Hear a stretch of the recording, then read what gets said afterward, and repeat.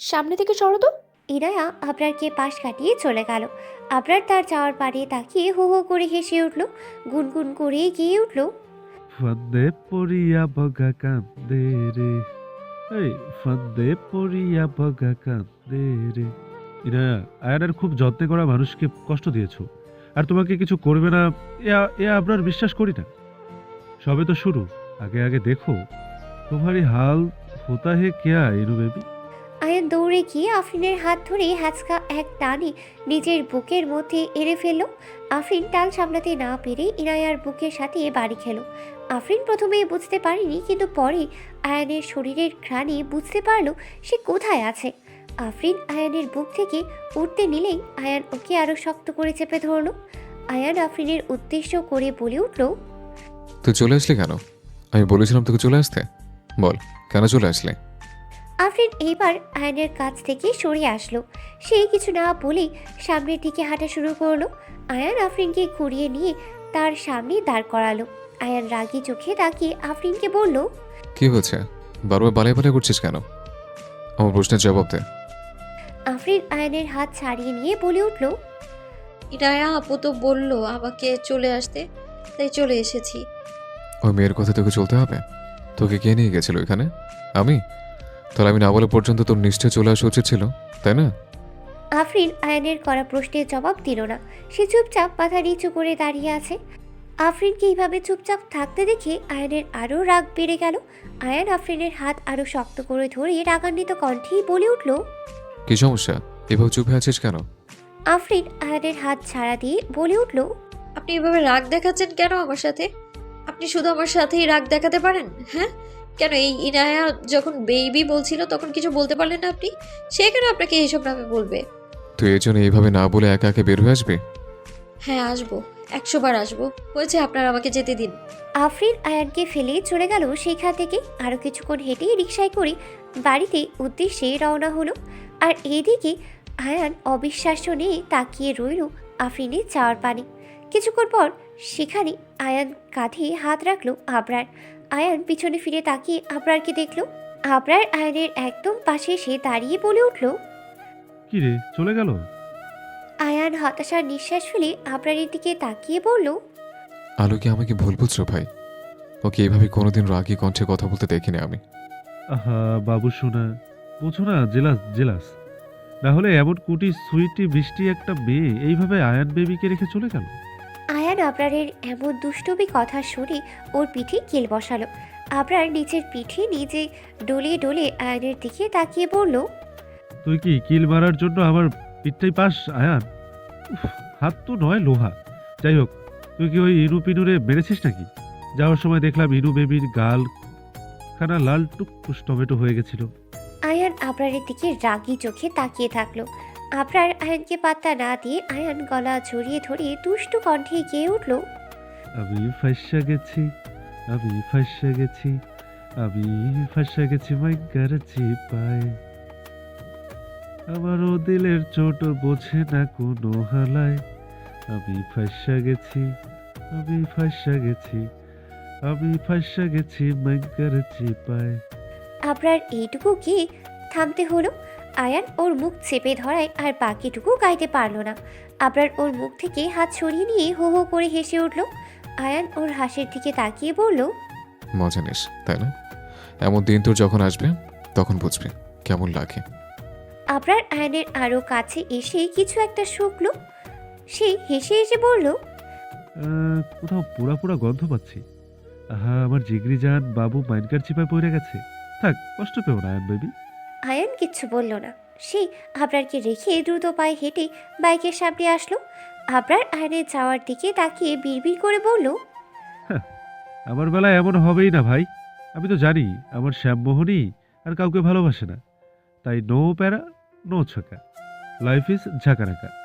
Ayaan bike start দিয়ে সেই জায়গা থেকে বের হয়ে গেল। আবরার ওর দিকে তাকিয়ে জোরে জোরে বলে উঠল, এই কোথায় যাস? আমায়ও নিয়ে যা শালা, আর চেতাবো না তো। আয়ান ততক্ষণে অনেক দূরেই চলে গেছে। আবরার আর কিছু বলল না। সে অফিস ফিরে কিছু জিনিসপত্র গুছিয়ে বের হয়ে গেল। আফরিন জাহান ভিলার সামনে এসে থামালো রিক্সাটিকে। রিক্সার ভাড়া মিটিয়ে এসে নেমে দাঁড়ালো। আফরিন বাসার মধ্যে প্রবেশ করতে করতে চোখ পড়ল ফারিয়া বেগম টেবিলে বসে সবজি কাটাকাটি করছেন। আফরিন এসে ফারিয়া বেগমকে সালাম করলো। এর মধ্যে আফরিনের কণ্ঠ শুনতে পেয়ে রান্নাঘর থেকে বের হয়ে ড্রয়িং রুমে এসে দাঁড়ালেন শারমিন বেগম। তিনি এসেই আফরিনের উদ্দেশ্য করে বলে উঠলেন, মা, প্রথম পরীক্ষা কেমন হয়েছে? সব ঠিকঠাকভাবে লিখতে পেরেছো তো? কোনো সমস্যা হয়নি তো? আফরিন মায়ের এমন চিন্তিত মুখ দেখে মুচকি হেসে এগিয়েছে শারমিন বেগমকে জড়িয়ে ধরল। সে শারমিন বেগমের উদ্দেশ্য করেই বলে উঠল, সত্যি তো? আফরিন এইবার ফারিয়া বেগমের সামনের দিকে তাকে উদ্দেশ্য করে বলে উঠল, দেখেছো বড় মা, তোমার যা আমাকে বিশ্বাস করতেই চায় না। আমি কি বাচ্চা বলো? এভাবে ট্রিট করতে হবে আমায়? আফরিনের এমন কথায় ফারিয়া বেগম হো হো করে হেসে উঠলেন। এরপর বললেন, তোর মার তো সব কিছুতেই চিন্তা। তুই যাওয়ার পর থেকে শুধু ঘড়ির দিকে তাকিয়েছিল আর একটু পরপর আমাকে এসে বলছিল তোরা কোথায়। এদের কথা শুনে শারমিন বেগম একটু গাল ফুলিয়ে বলে উঠলেন, হ্যাঁ পা, তুমি ওর সাথে যোগ দিলে। আর তুই এখনও তো তোমার মতো উড়নচটি মেয়ের মা হওনি, তাই বোঝো না। যখন হবে তখন বুঝবে কেন এত চিন্তা করি। আফরিন শারমিন বেগমের এরকম গাল ফুলিয়ে কথা বলা দেখে সে তার কাছে গিয়ে শারমিন বেগমের হাত ধরে বলল, আচ্ছা আম্মু, তখন এটা তখন দেখা যাবে। এখন খুব খিদে পেয়েছে, আমার কিছু খেতে দাও।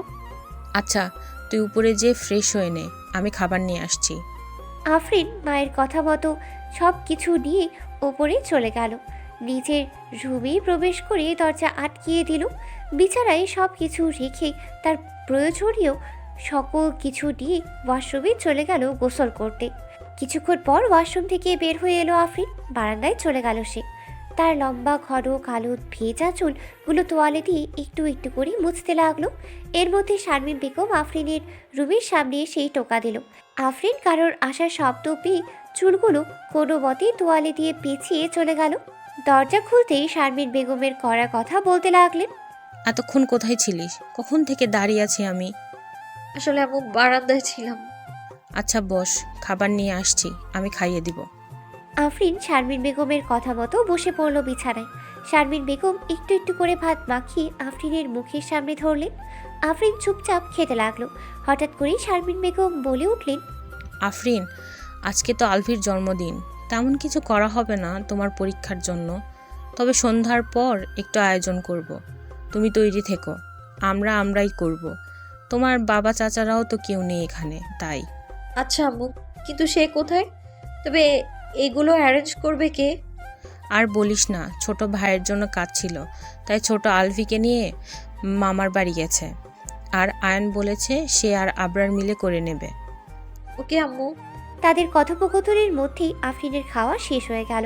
শারমিন বেগম মেয়েকে পরম আয়েসে মুখ মুছিয়ে বললেন, তুমি একটু ঘুমিয়ে নাও, সারাদিন পরিশ্রম করে এসেছো। আচ্ছা, কিন্তু আম্মু ফারিসা কোথায়? ও কি ছোটমার কবর জিয়ারত করতে গিয়েছিল? শারমিন বেগম আফরিনের দিকে তাকালেন। বড় করে এক হতাশার নিঃশ্বাস ফেলে বললেন, হ্যাঁ, আয়ন নিয়ে গিয়েছিল। প্রতিবার তো ছোট ভাই সব কিছু করতেন, এবার বাসায় না থাকায় আয়নকে বলেছে, ও সব কিছু সামলিয়েছে। আফরিন বিছানায় শুতে শুতে শারমিন বেগমের উদ্দেশ্য করে বলে উঠল, আর মিলাদ? সকালে পড়ানো হয়েছে, সাথে তোমার পরীক্ষার জন্য পড়িয়ে দিয়ে গেছে আয়ন। আফরিন মায়ের এমন কথা শুনে বেশ অবাকই হলো, কিন্তু এটা শারমিন বেগমের সামনে প্রকাশ করলো না। সে কিছু একটা ভাবলো। এরপর কথা মুড়িয়ে দিতে দিতে বলল, আচ্ছা আব্বু। শারমিন বেগম মেয়েকে শুইয়ে দিয়ে দরজা লাগিয়ে চলে গেলেন। আফরিনের আর দুপুরের আয়নের সাথে ঘটা সেই কথাগুলো মনে পড়ল না। সে কিছু একটা ভাবতে ভাবতে চোখ লাগতেই ঘুমের রাজ্যে পাড়ি দিল। রাত 7:24। জাহানভিলার প্রতিটা কর্নার অন্ধকারে ডুবে আছে। সবাই কিছুক্ষণ আগেই সব কিছু গুছিয়ে উপরে গিয়েছে।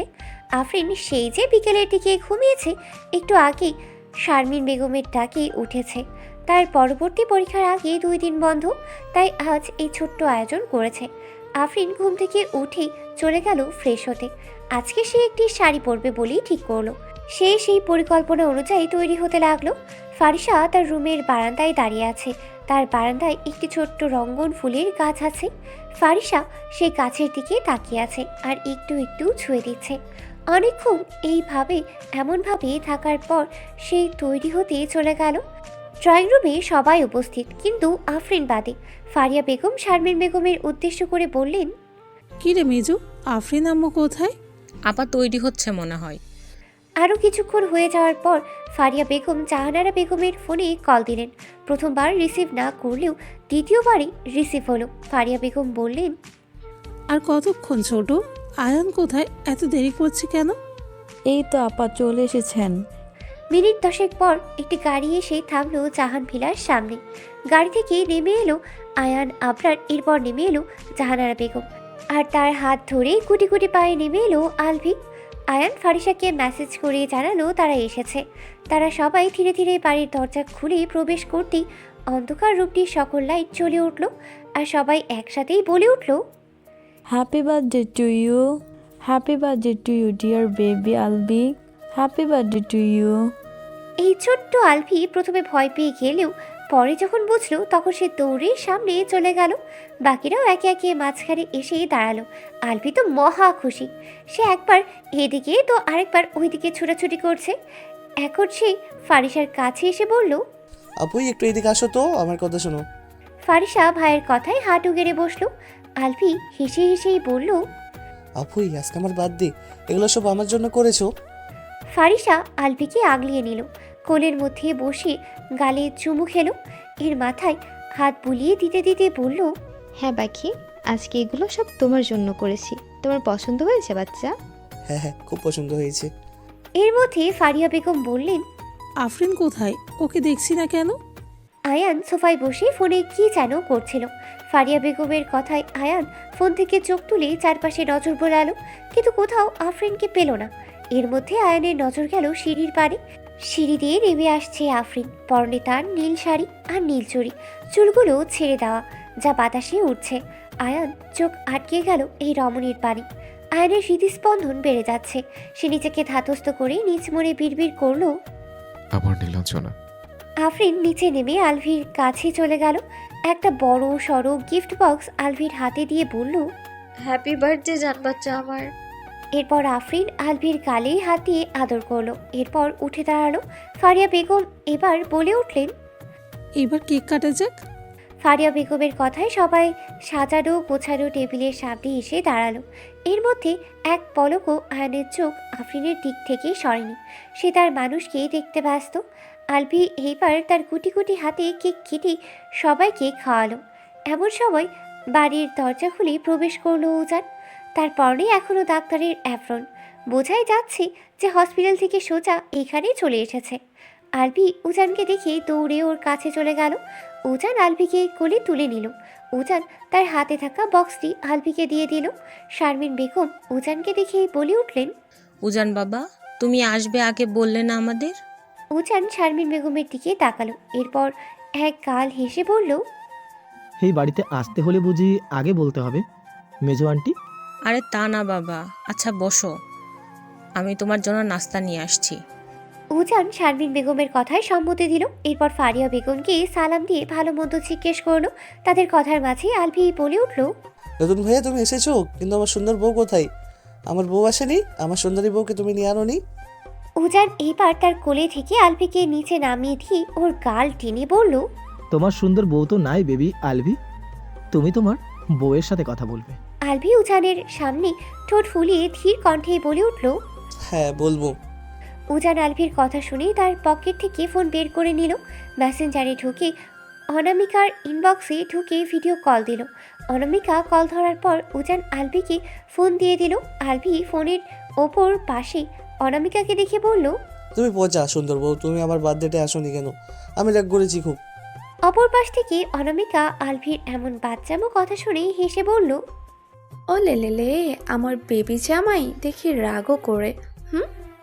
সরি বেবি, আমি তো অনেক দূরে, তোমার কাছে খুব তাড়াতাড়ি চলে আসবো, আমি প্রমিস। আলভি উজানের ফোন নিয়ে এক পাশে চলে গেল, যেখানে তার সকল গিফট বক্স আছে। একটা একটা করে অনামিকাকে সব কিছু দেখাচ্ছে সে, আর অনামিকাও সব দেখছে মন দিয়ে। ফারিয়া বেগম উজানের উদ্দেশ্য করেই বলে উঠল, আচ্ছা বাবা, বসো তুমি। এই করতে করতে অনেক রাত হয়ে গিয়েছিল। তাই ফারিয়া বেগম সবাইকে রাতের খাবার খেতে ডাকলেন। একে একে সবাই খাবার টেবিলেই বসে আছে। জাহান বাড়ির 3 গৃহিণী সবাইকে খাবার বেড়ে দিলেন। সবাই খাচ্ছে আর টুকটাক কথা বলছে, কিন্তু এইসবে নির্বাক আফরিন। সে চুপচাপ খেয়ে নিয়ে যাচ্ছে। আয়ান একবার আফরিনের দিকে তাকাচ্ছে আর খাচ্ছে। আফরিনের গায়ে এই নীল শাড়িটি বেশ মানিয়েছে। আয়ান কিছুতেই চোখ ফেরাতেই পারছে না।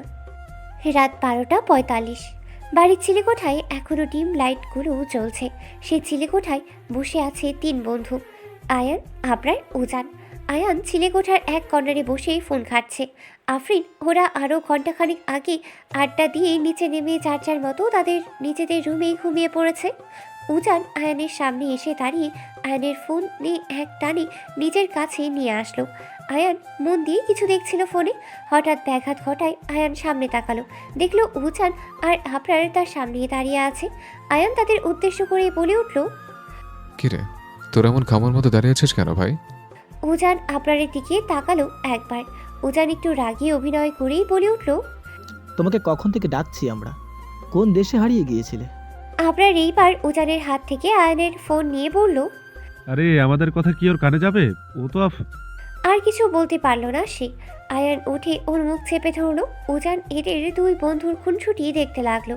আয়ান মুখ চেপে ধরায় আবরার কোনো মতে আয়ানকে ছাড়িয়ে জোরে জোরে নিঃশ্বাস নিতে লাগলো আর বলল, সরশালা, তোরা টেম্পু চালাতে পারবি আর আমি বললেই সব দোষ হয়, তাই না? উজান এদের দুজনের কাহিনী দেখে হো হো করে হেসে উঠল। এরপর আয়ানের দিকে তাকিয়ে বলল, আচ্ছা ভাইয়া, কাজের কথায় আসা যাক। তারা 3 জন সিরিয়াস হয়ে গোল করে বসে কি এক আলাপ আলোচনা মশগুল হয়ে পড়ল। মিনিট 20 চলল তাদের কথোপকথন। এর মধ্যে উজানের ফোন বেজে উঠল। উজান পকেট হাত দিয়ে ফোন বের করে সবার আড়ালে এক পলক দেখল।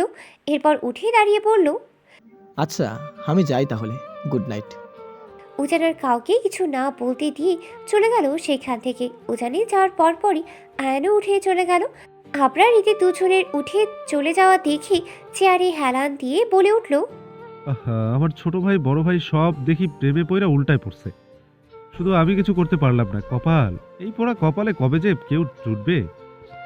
এই কথা বলেই আবরার জিহ্বায় কামড় দিয়ে বলল, থুকু, অন্য কেউ না, আমার শ্যামমোহনই হলেই হবে। কিন্তু এই মেয়ে কবে আমার প্রেমে পড়বে? যা তেজ বাবা, এরে বিয়ের পর সামলাবো কিভাবে? ধুর আবরার, আগে দেখ প্রেম করে কিনা, এরপর বিয়ের চিন্তা করিস। আবরার আরও কিছু নিজ মনে বিড়বিড় করলো। এরপর উঠে ছাদ থেকে নেমে নিজের রুমে চলে গেল। এরপর কিছুক্ষণ ফোন চালিয়ে ঘুমিয়ে পড়ল। সকাল 6:24। চারিদিকে একটু একটু করে আলো ছড়াচ্ছে। আফরিন ফজর নামাজ আদায় করে পড়ার টেবিলে বসেছিল।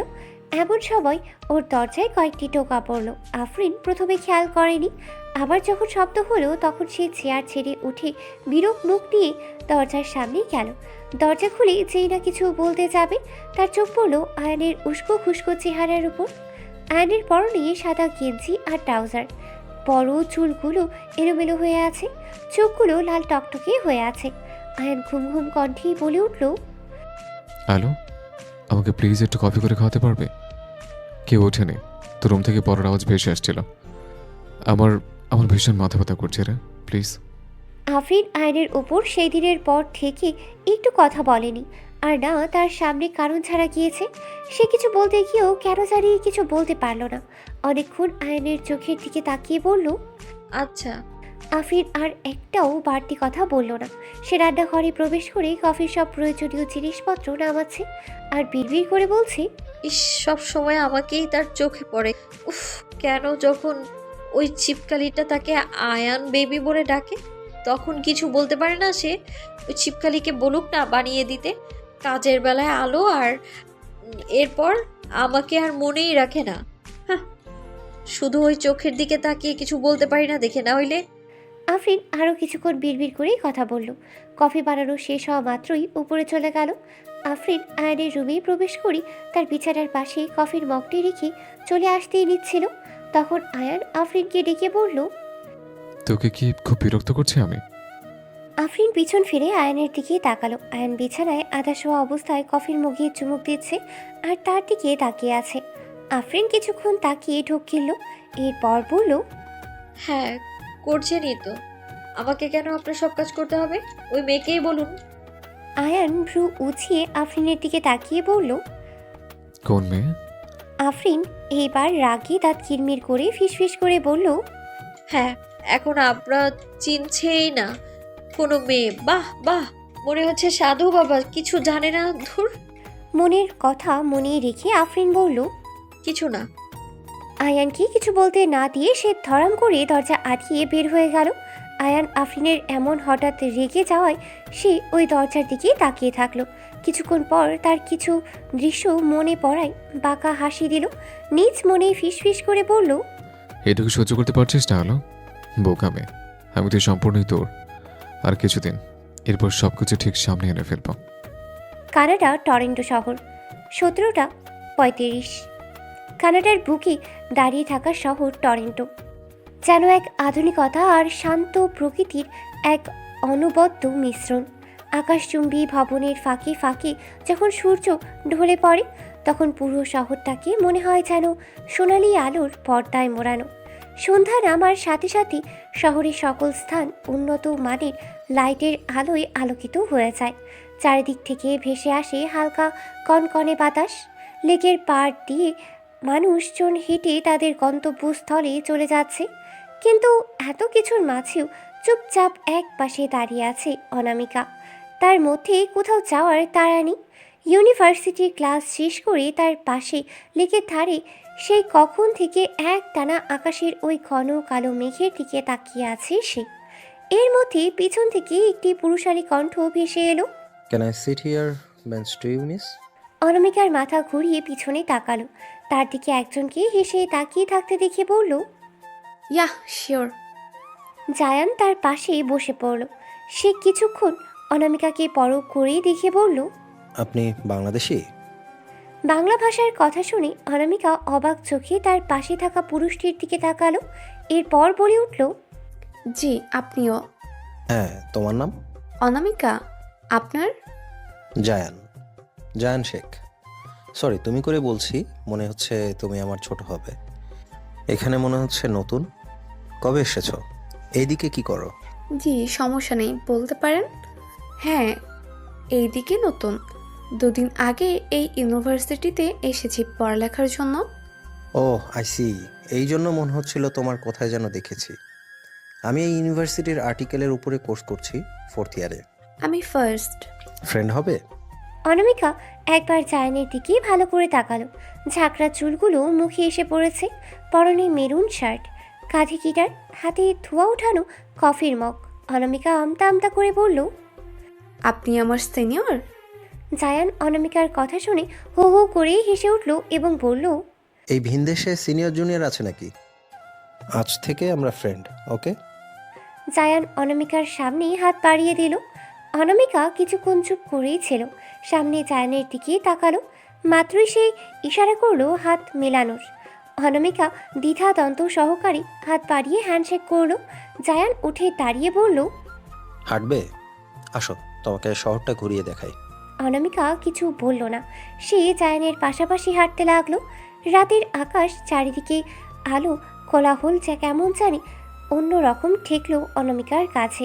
ঘণ্টাখানিক পর অনামিকা তার ফ্ল্যাটের সামনে এসেই থামলো।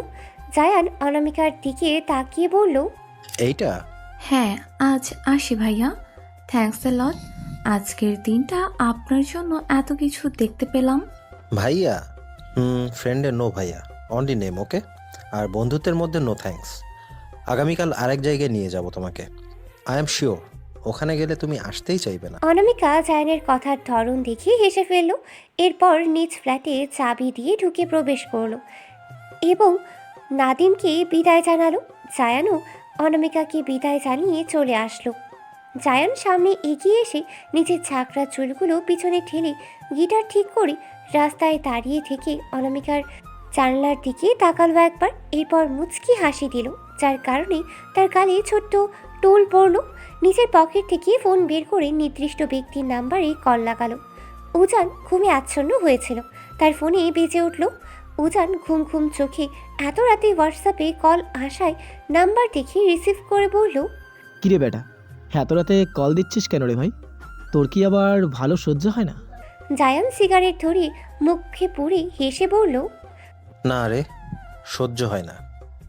শোন, তোর বোনের সাথে ছিলাম এতক্ষণ, মাত্র বাসার সামনে দিয়ে আসলাম। শোন, তুই কিন্তু বলবি না আমি যে তোর বন্ধু, ওকে?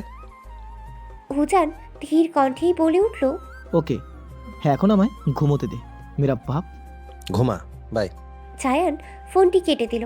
নিজের পকেটে ফোন ঢুকিয়ে তার শার্টের 2 হাতা ফোল্ড করে প্যান্টের পকেটে ঢুকিয়ে হাঁটতে লাগলো আর গুনগুন করে গাইতে লাগলো, আমার একলা আকাশ থমকে গেছে রাতের স্রোতে ভেসে, শুধু তোমায় ভালোবেসে আমার দিনগুলো সব রং চিনেছে তোমার কাছে এসে, শুধু তোমায় ভালোবেসে। এইটুকুকেই জায়ান থেমে গেল। তার ফোনটি হাতে নিয়ে কারো একটি ছবি বের করে জুম করে চোখের দিকে নিয়ে ঠেকলো। এরপর একটু হেসে বাকিটা গেয়ে উঠল, তুমি চোখ মেললেই ফুল ফুটেছে আমার ছাদে এসে, ভোরের শিশির ঠোঁট ছুঁয়ে যায় তোমায় ভালোবেসে। সন্ধ্যা 10টা। ক্যালেন্ডারের পাতা থেকে কেটে গেছে 25টি দিন, কেটে গেছে বহু সময়। এর মধ্যে বদলে গেছে অনেক কিছু। 2 দিন আগে আরিফ জাহান আর সাইফুল জাহান ফিরে এসেছেন জাহান ভিলায়, কিন্তু আদনান জাহান এখনও ফিরতে পারেননি। তাদের এই অনুপস্থিত জাহান ইন্ডাস্ট্রির সব কিছু আয়ন সামলিয়েছে। জাহান ভিলার সবাই ড্রয়িং রুমেই বসে আছে। আরিফ জাহান সাইফুল জাহানের সাথে আলোচনায় ব্যস্ত হয়ে আছেন। ফারিয়া বেগম ও শারমিন বেগম রান্নাঘরে রাতের খাবার তৈরি করছেন। জাহানারা বেগম আলভির পেছনে ছোটাছুটি করছেন তাদের পড়ার টেবিলে বসানোর জন্য। আফরিন সবে মাত্র পড়ার টেবিল থেকে নিচে নেমে এসেছে। তার আর একটি পরীক্ষা অবশিষ্ট রয়েছে। এরপর সে কিছুদিন অবসরেই থাকবে এই পড়ালেখার মতো ঝামেলা থেকে। সে এইটা ভেবে বেশ খুশিতেই আছে। আর এই কয়েকদিনের মধ্যে আয়নের সাথে প্রয়োজন ছাড়া তেমন একটা কথা সে বলেইনি। এর মধ্যে ফারিয়া বেগম সবাইকে বললেন রাতের খাবারের কথা। তার কথা মতো সবাই টেবিলে জড়ো হয়ে বসেছে। জাহানারা বেগমও আলবিকে ধরে গিনে বসিয়েছে। তারা 3 গৃহিণী একে একে সবাইকে খাবার বেড়ে দিচ্ছিল। এর মধ্যে আরিফ জাহান ফারিয়া বেগমের উদ্দেশ্য করে বলে উঠলেন, তোমার ছেলে কোথায় ফারিয়া? সে আসার পর থেকে তো একদিনও আমাদের সাথে খেতে বসলো না। ফারিয়া বেগম ফারিসাকে খাবার বেড়ে দিচ্ছিলেন। আরিফ জাহানের কথায় তিনি মুখ তুলে তাকালেন আরিফ জাহানের দিকে। সে খাবার বেড়ে দিতে দিতে বললেন, জানি না সে কোথায়, সে সকালে যে বের হয় এরপর কখন বাড়ি ফিরে আমার জানা নেই। আদনান জাহান আরিফ জাহানকে গতকালকেই বলেছেন আয়নের কথা। তাদের অনুপস্থিতিতেই সে কিভাবে সব কিছু সামলিয়েছে। আর এই জাহান ইন্ডাস্ট্রির কথাও সে আরিফ জাহানকে বলেছেন। এতে আরিফ জাহানের মন কিছুটা হলেও ছেলের প্রতিই করেছে। ফারিহা বেগমের কথা শুনে আরিফ জাহান গম্ভীর মুখে বললেন, তাকে এত চাপ নিতে মানা করো। তার বাবা এখনো বেঁচে আছে, সে যতটুকু করছে না, আর ঠিক মতো খাওয়া দাওয়া করতে বলো। আরিফ জাহানের এরূপ বাক্য সকলের কর্ণপাত হতে সকলে তার মুখের দিকে এক নজরেই তাকালো। সাইফুল জাহান আরিফ জাহানের পাশেই বসেছিলেন। সে মুচকি হাসছে। সামনের দিকে তাকিয়ে ফারিয়া বেগমের উদ্দেশ্য করে বলে উঠলেন, ভাবি, ভাইজান কিন্তু আয়ানের প্রতি দুর্বল হয়ে পড়ছেন। আর আয়ান আমাদের ছেলে, বুঝলেন? সে যা কাজ করেছে না, ভাইজান এমনিতেই গলে গেছে। সাইফুল জাহানের কথায় আরিফ জাহান কিছু বললেন না। তাদের এই পারিবারিক কথোপকথনের মধ্যেই ফারিয়া বেগমের ফোন বেজে উঠল। ফারিয়া বেগম ফোনের কাছে চলে গেলেন। তার যেতে যেতেই কলটি কেটে গেল। সে ফোন হাতে নিতেই আবার কল আসলো। ফারিয়া বেগম দেখলেন ফোনের স্ক্রিনে ভেসে উঠেছে বেআইন দিয়ে সেভ করা নাম্বার। তিনি দ্রুত হাতে কলটি রিসিভ করলেন। অপর পাশ থেকে ভেসে আসলো তুষারের মা মনিরা বেগমের কণ্ঠ। আসসালামু আলাইকুম বেআইন, কেমন আছেন? বাড়ির সবাই কেমন আছে? ফারিয়া বেগম হাসি মুখেই বললেন, ওয়ালাইকুম আসসালাম, আলহামদুলিল্লাহ ভালো আছি। সবাই আপা, আপনি কেমন আছেন? বাসার সবাই কেমন আছে? আছে বেশ ভালো আছে আলহামদুলিল্লাহ। কিন্তু একটা ঘটনা ঘটে গেছে আপা।